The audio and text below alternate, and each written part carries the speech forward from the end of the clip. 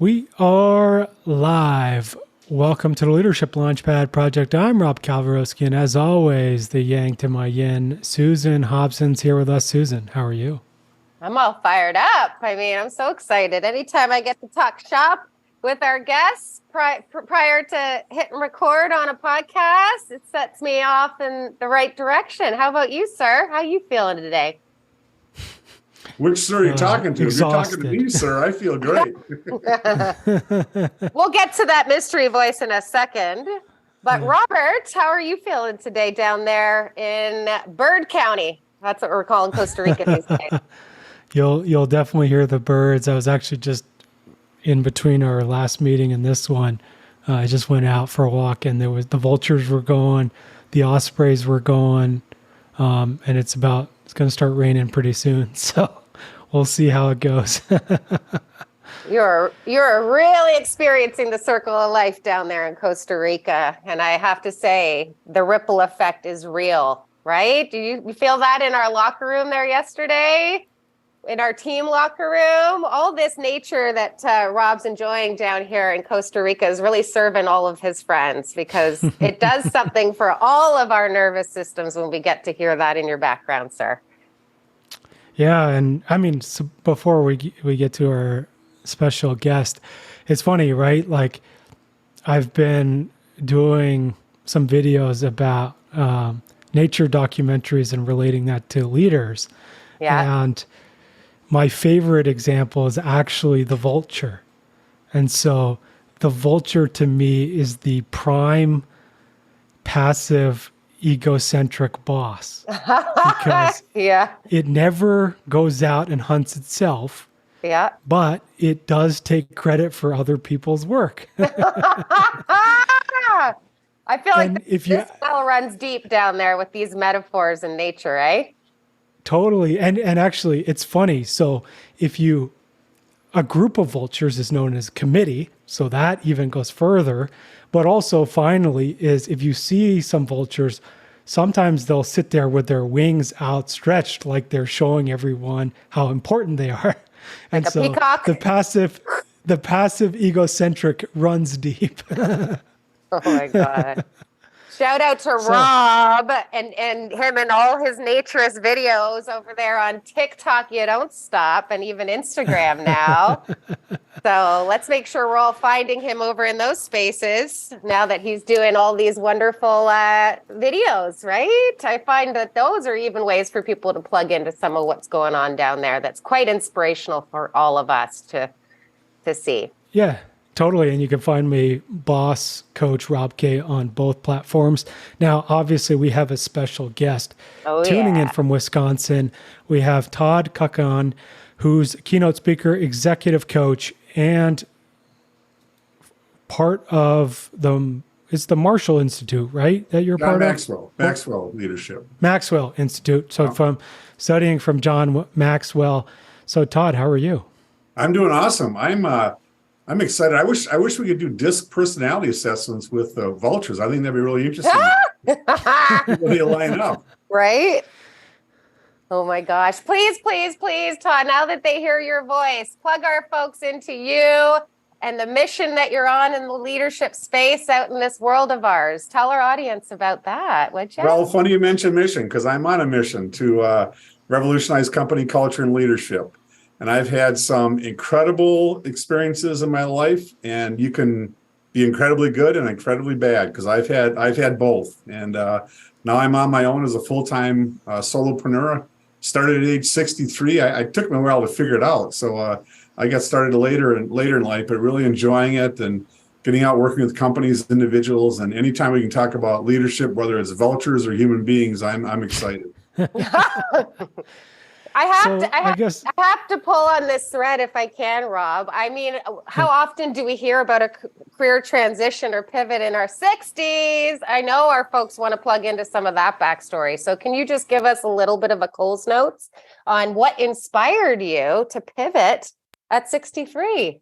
Well, I flipped throughout my life from a job to a career, and now I'm in my calling. So it took me a while to get there, but I had about 6 years in the Chamber of Commerce world here in central Wisconsin.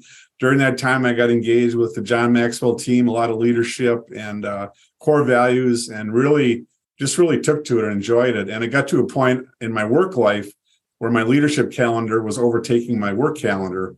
So I had to make a choice. And I thought, well, what the heck? Why not now, right? Yeah. Can leave a legacy for my kids in terms of, do it when the time's right in your life, whether it's at 23 or 63. And so it's been about a little over a year and a half now, actually. As I said, I've been doing it as a full-time. Before that, probably 4 or 5 years as a part-time solopreneur.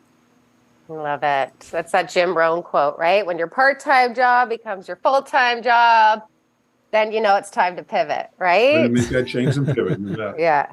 Love it. Love it. I love it. Yeah. And Todd, I mean, you mentioned you had some good and bad stories to tell us. So why don't we start off with the bad and then we'll move to the good. And then the ugly.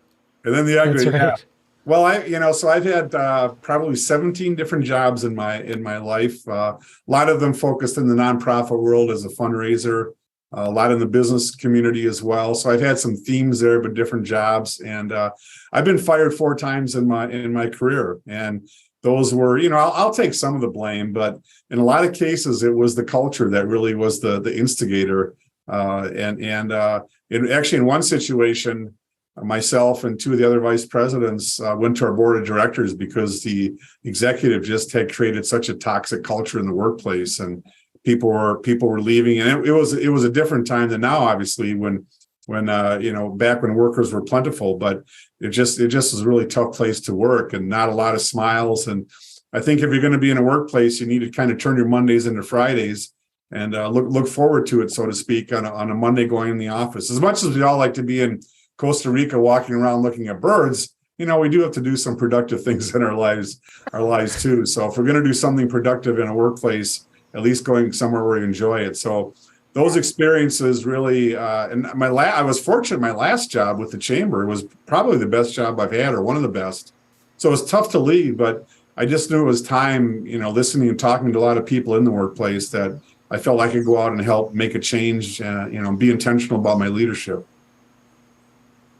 So what made it the best job you ever had? The one at the chamber? I think it was the culture. I walked in there, and it was a different culture when I left than it was when I began. I will say that. And really just a mutual respect for each other in terms of who we are, rather than what our titles were.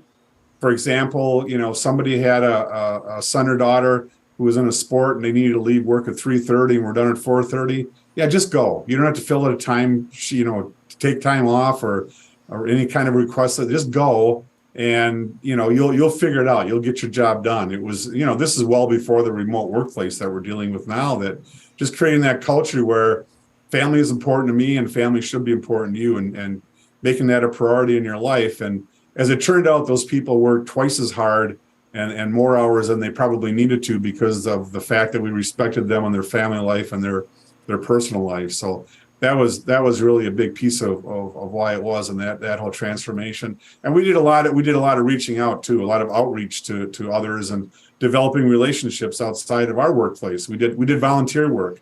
Every 4 or 5 weeks, half of our staff would go out and volunteer, the other half would stay back, and we'd cook a lunch. We'd have some kind of a theme, like, okay, I'll mention it, a Wisconsin Badger theme or Green Bay Packer theme, or we also did Hawaiian themes and other themes. But and then those folks would come back and talk about their experience volunteering. So just creating those things that were more than just getting the A to B to C things done in the job, that were more meaningful and engaging in our community, even outside the workplace.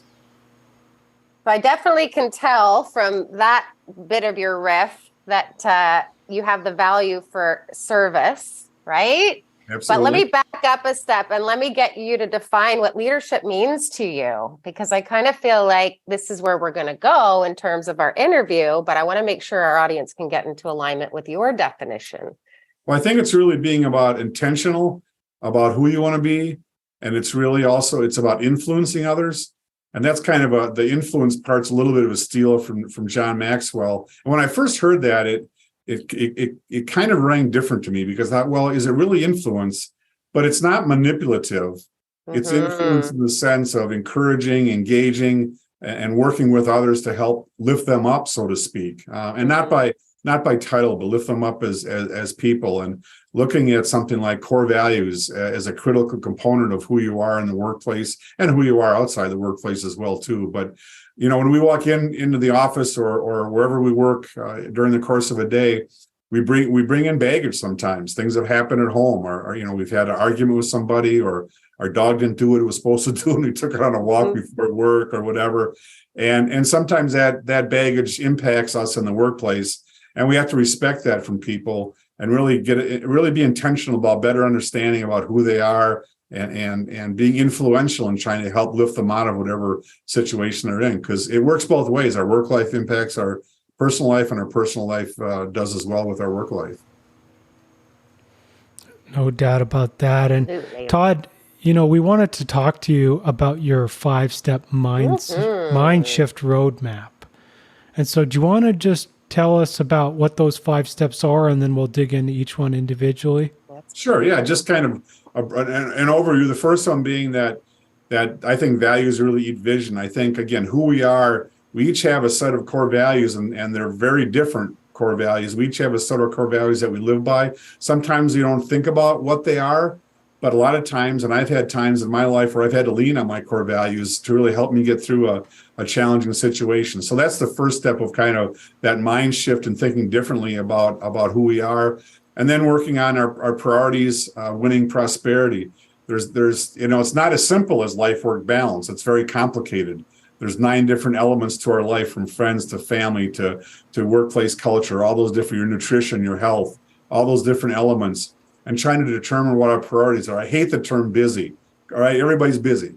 Well, we all have the same 24 hours, and it's how we use that 24 hours, how we prioritize that time that's so important. And then differences make us better. So often we talk about diversity, sometimes in a negative tone or negative way. Really, our differences make us better. The 3 of us are very different. We're very different than people who are around us. And if we lean on those people and their differences, we can learn so much more. I don't want to surround myself with a lot of Todds. I want to surround myself with a lot of Susans and a lot of Robs and a lot of other people that are different than me, that it can help me grow as a person and really help me further understand my values. Then we work into fail to learn, right? You need to fail to learn.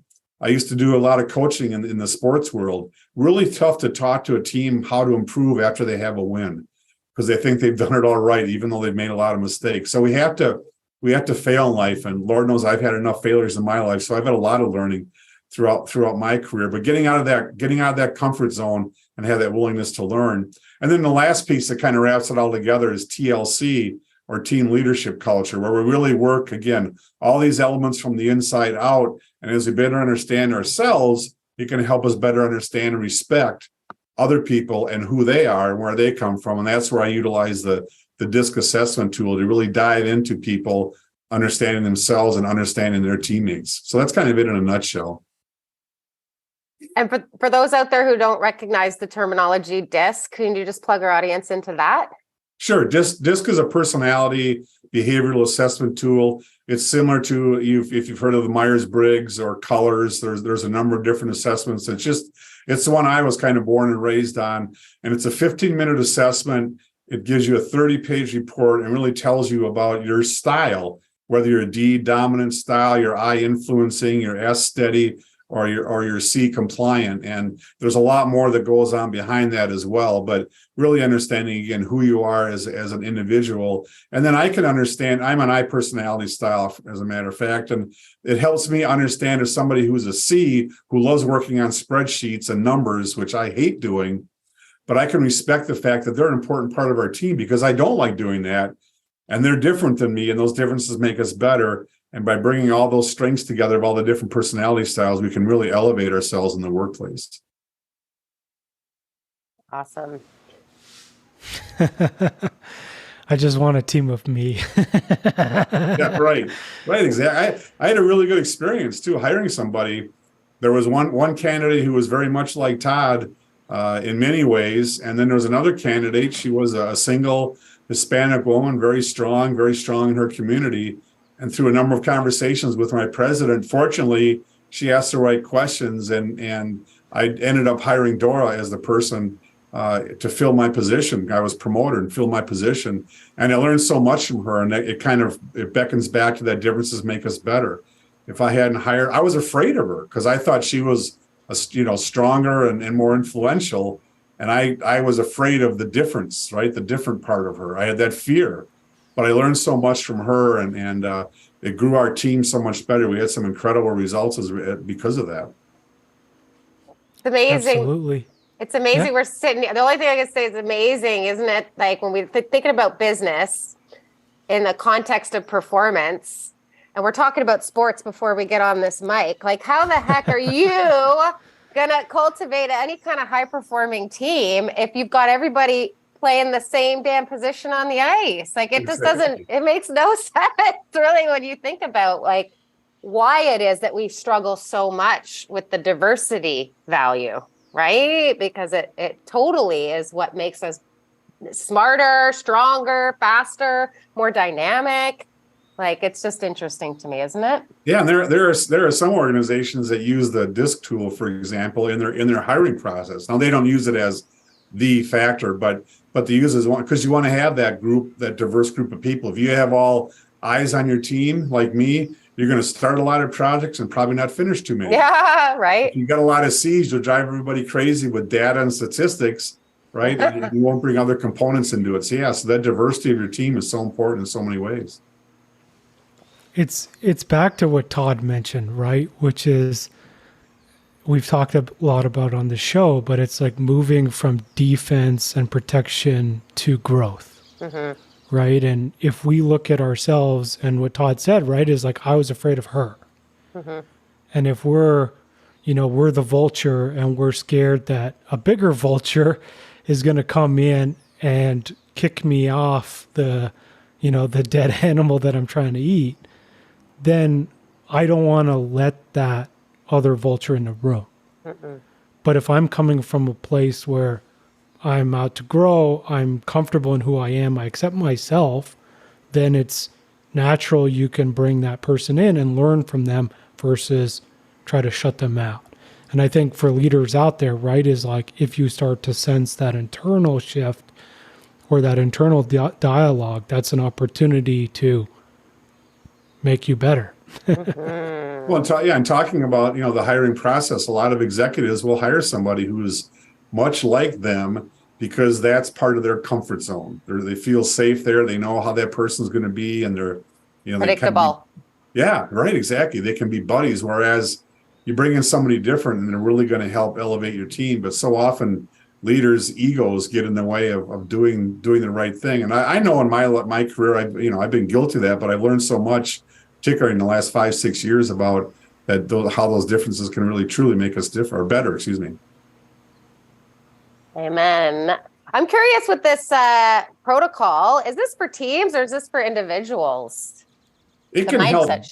It can help both. I mean, the mind shift really is eventually about the team, but I think you really have to start from the inside out. It's like the airplane, right? When you go on an airplane, you're told to put your oxygen mask on first. Mm-hmm. So that's it. Before you're going to help others and build that team, you really need to make sure you help yourself first. And that's where, starting with the core values and your personal priorities, that's really an important element to that. But along the way, hopefully your other team members will take those same assessments, go through those same exercises to grow right alongside you. But it has to start from the inside out, because you have to have that own self-awareness of all the things that we're talking about, right?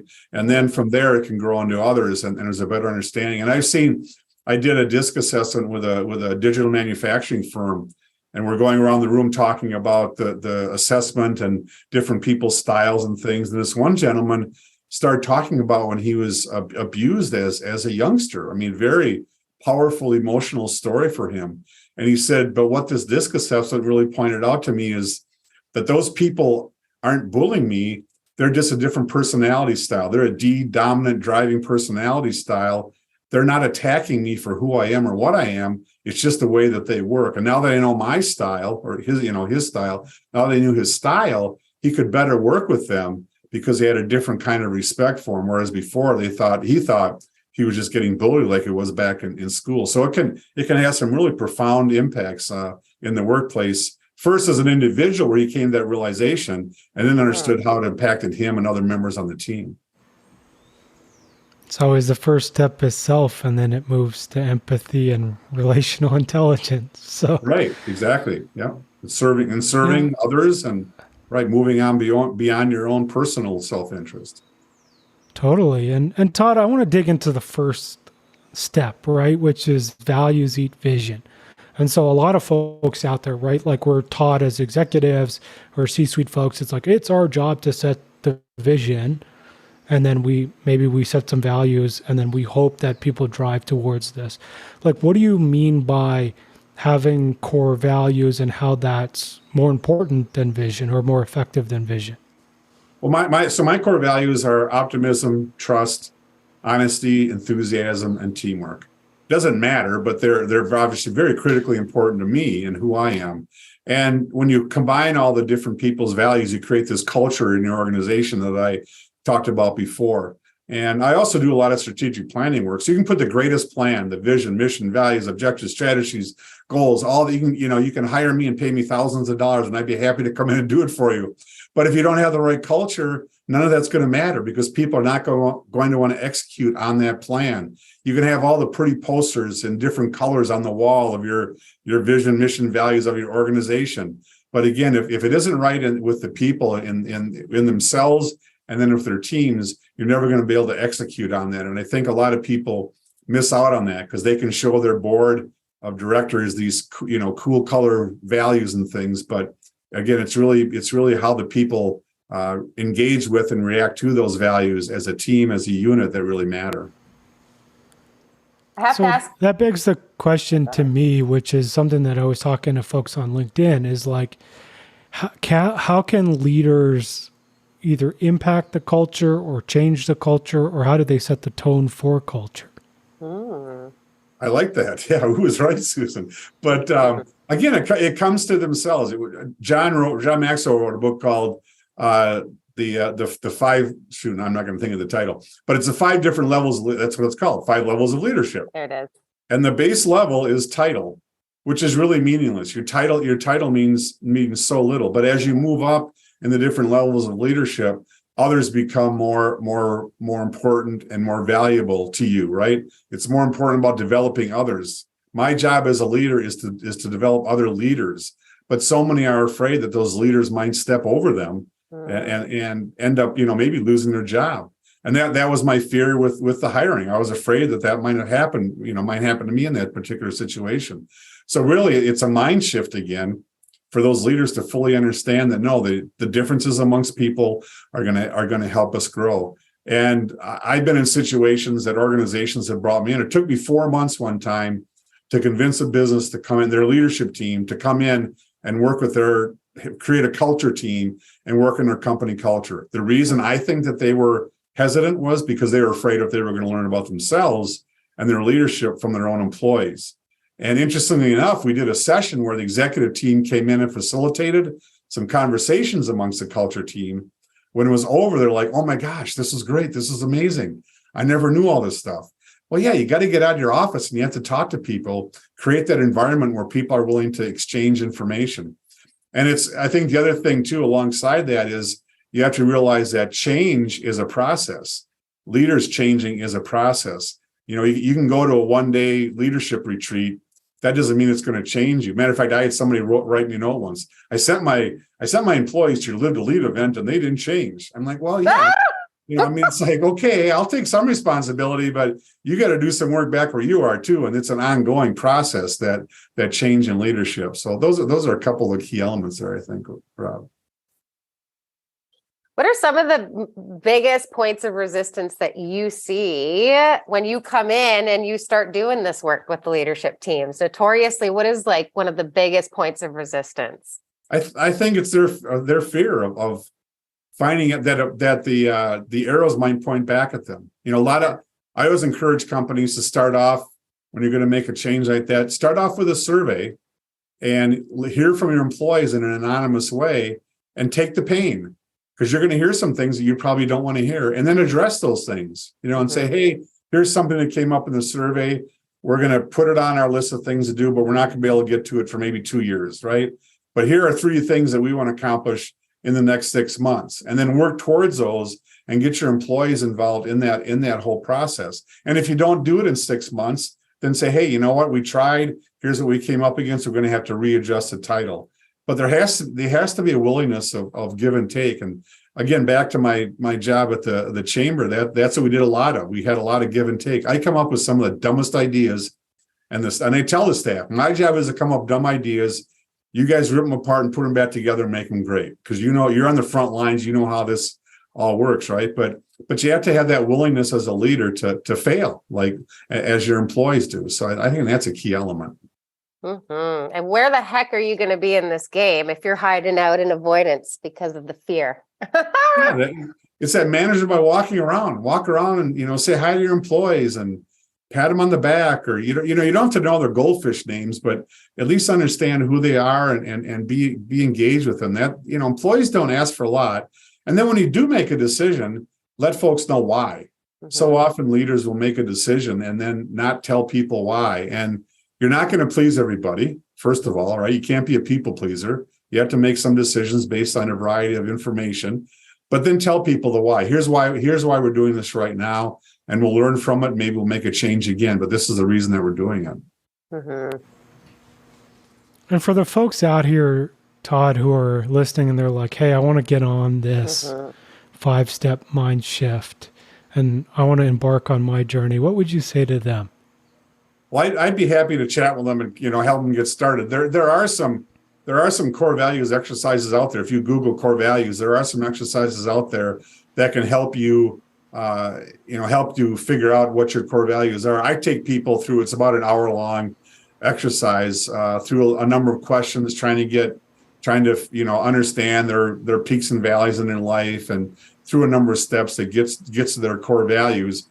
But you can do the same sort of thing. When I first did the exercise, I did it there was a handful of other people, and it was so enlightening, and it was kind of almost like weird sitting around the table with other people in business talking about core values, because it's not the thing that we typically talk about, or we don't learn it at the Princeton School of Business, or whatever the case might be. Getting a plug in there for you, Susan. But but I've done this in a lot of manufacturing companies, and the conversations are just amazing, right? It doesn't matter what type of business, you can have these conversations. But you can certainly reach out to me. I'm on LinkedIn, Facebook, all those different things. I've got a website, or you can just Google some of this, and there'll be some. But take action. If nothing changes, then nothing changes. If you like where you are in your workplace, awesome.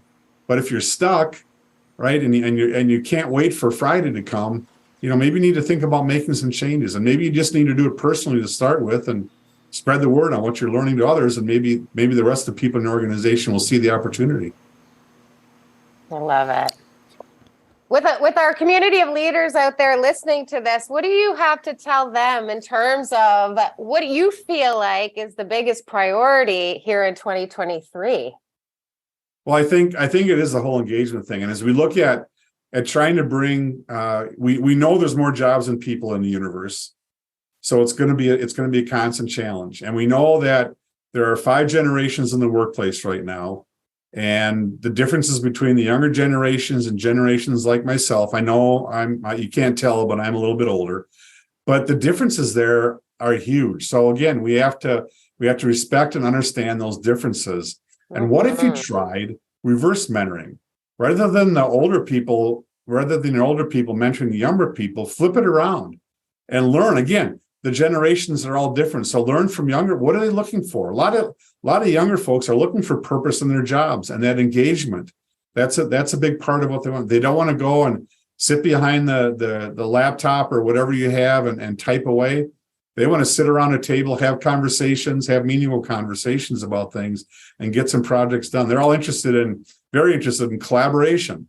Mm-hmm. Not just sitting around nodding and smiling. Let's roll up our sleeves and get some things done. So I think that's another level of diversity and differences that we have to address is generational differences. And that word will spread. If you retain your employees because you have good engagement and a good culture, the employees that are there will bring in employees. You don't even have to recruit, because your employees will be recruiting other employees about what a great place it is to work. And trust me, every workplace has its bad, moments or bad times. You can't create a perfect workplace, but if at least you're making the effort towards it, and people understand that goes a long way in retaining and then eventually attracting people, which will help your productivity and your bottom line eventually. All circles back to culture. Culture. Right? Culture and leadership. Yeah, you hit it, Susan. Or is it when we talk about TLC, which is the don't go chasing waterfalls? Exactly. So, Todd, I mean, this is our favorite question to ask folks that come on the show is, what do you want your legacy as a leader to be? Find your calling and don't let age be a barrier. I'm saddened and proud by the fact at age 63 I made the decision. I'm saddened because I maybe wish I'd done it earlier, but wishing isn't going to change anything. But I'm proud of the fact that I took the leap at that age. But make sure it's the right time for you. There are people who can change culture as entrepreneurs. They can change culture as entrepreneurs, and they can change culture as entrepreneurs. I'm choosing right now to do it as an entrepreneur. I've done it as an entrepreneur. But you don't have to turn in your resignation tomorrow to change culture. You can do it within your workplace. So don't let that be a barrier. But I just decided to do it at a point in my life when the stars lined. I have 4 daughters. That's why my hair is the color the way it is. That they were all in a good place in their lives. They had jobs. One's finishing up her master's. I knew that risk wasn't going to be there because they're very well established. So I thought, now's the time I want to do it. I'm not the kind of person that's going to flip the switch at a certain age and right off into the sunset.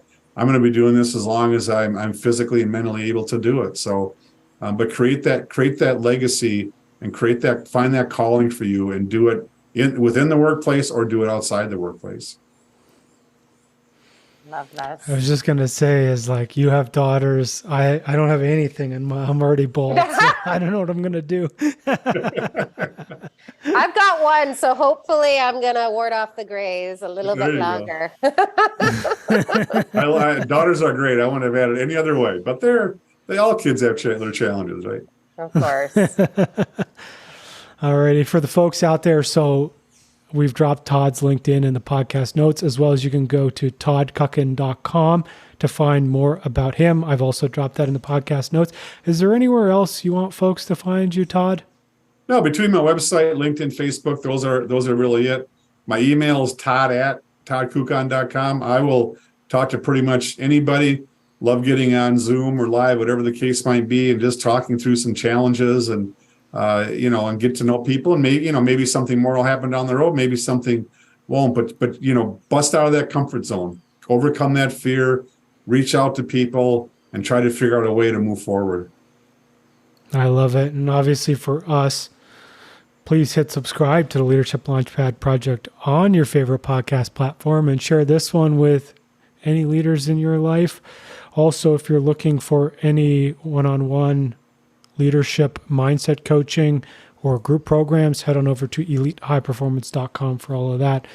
Susan, is there anything you want to leave our folks with today? I'm just so inspired, and I know our people listening are going to be so inspired too, Todd. You definitely brought the heat today, and the inspiration is that it's never too late to answer that call.